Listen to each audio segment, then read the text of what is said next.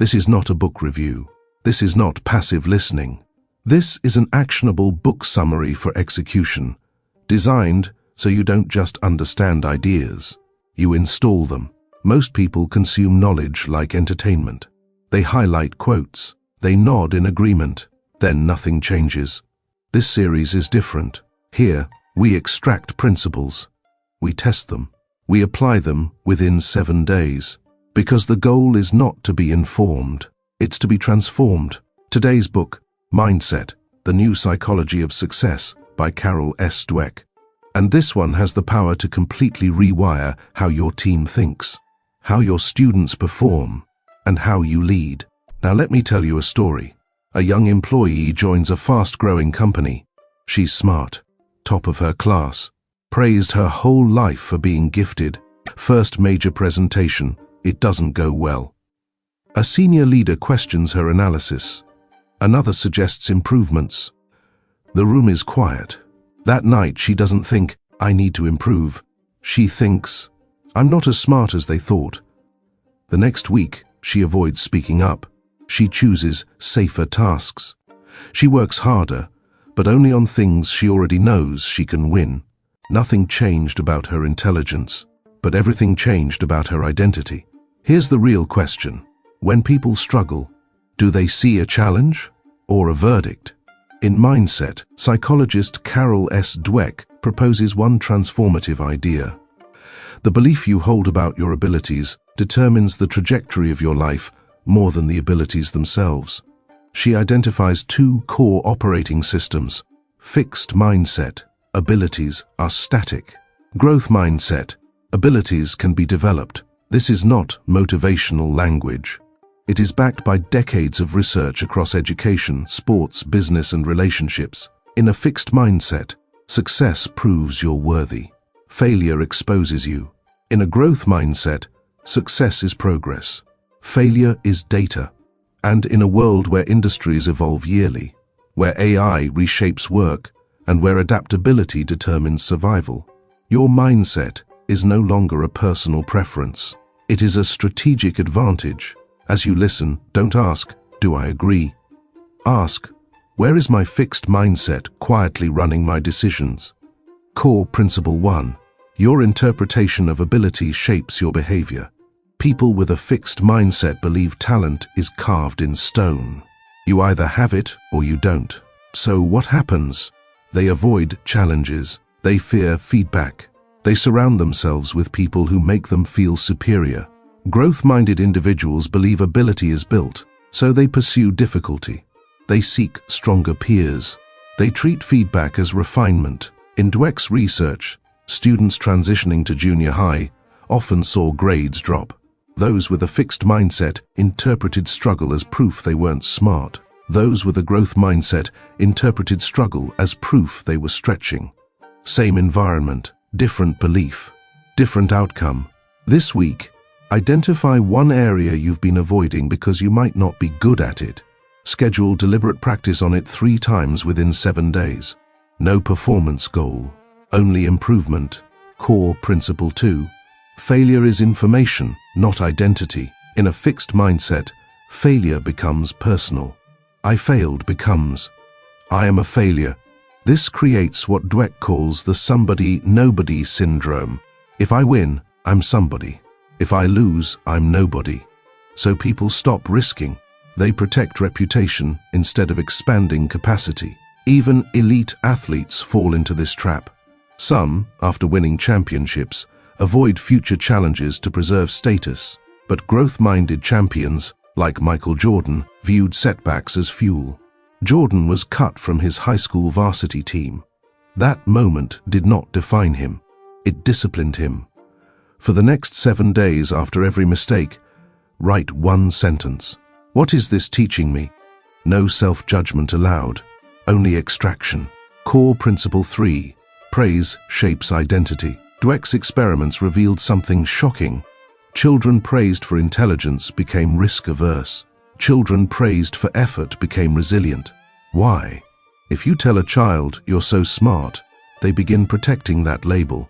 If you tell them you worked hard, they begin valuing effort. In business, the same principle applies. Organizations that glorify natural talent create fear-based cultures. Companies that reward learning create innovators. In schools, students praised for being gifted often chose easier tasks later, not because they were incapable, because they were protecting identity. For 7 days, eliminate talent-based praise. Replace "you're brilliant" with "I respect the strategy you used. I saw the effort you invested." Core Principle 4. Growth is a maintained practice, not a personality trait. You don't become growth-minded once and for all. Dweck outlines a process. First is to recognize your fixed mindset voice. Second, identify triggers. Then, personify it. Finally, educate it. Your fixed mindset isn't evil. It's protective. It wants safety. But safety is stagnation. The mindset shift in real time. Let's walk through this as if it's happening right now. Imagine something just triggered you. You received criticism. A proposal was rejected. Someone outperformed you. You made a mistake in public.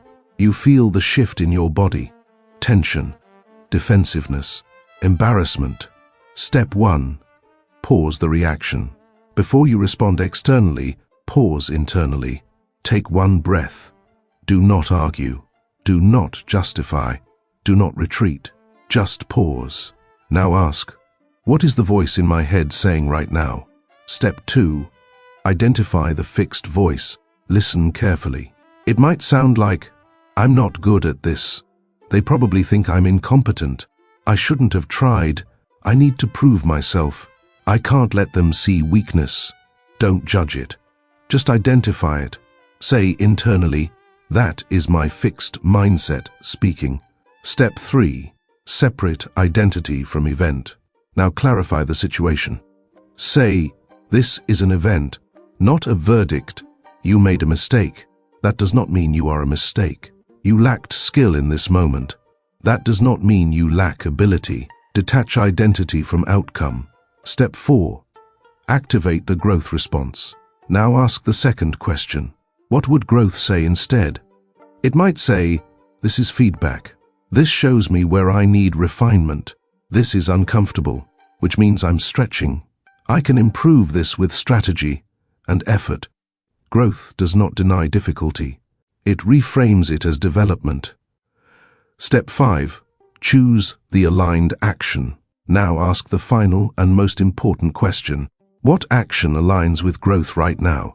Not tomorrow, not someday. Right now. It could be, ask a clarifying question. Request specific feedback. Revise the work.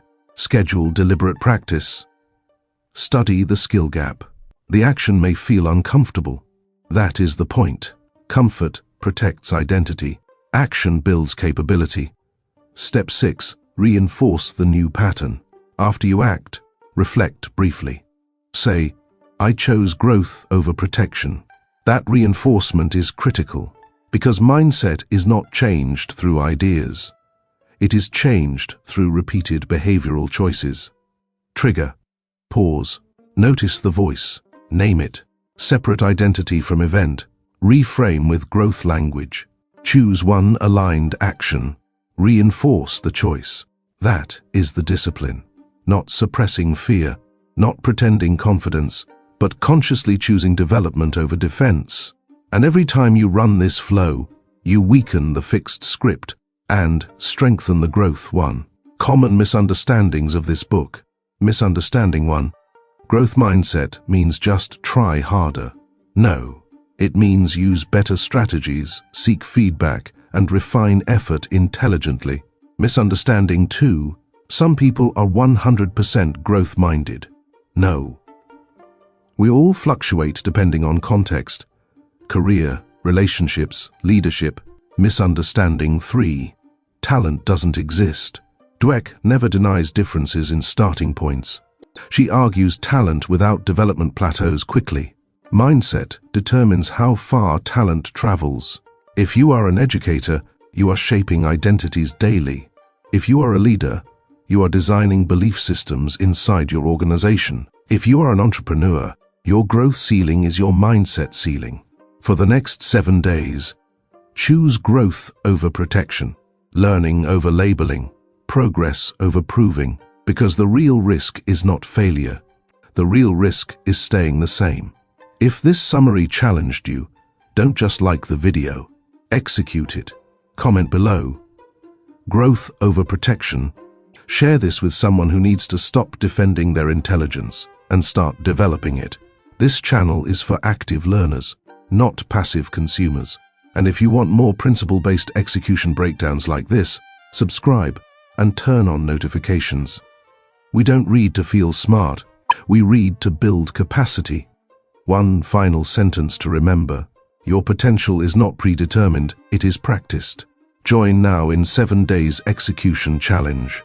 First, identify one avoided challenge and schedule 3 practice sessions. Second, replace all intelligence-based praise with effort-based feedback.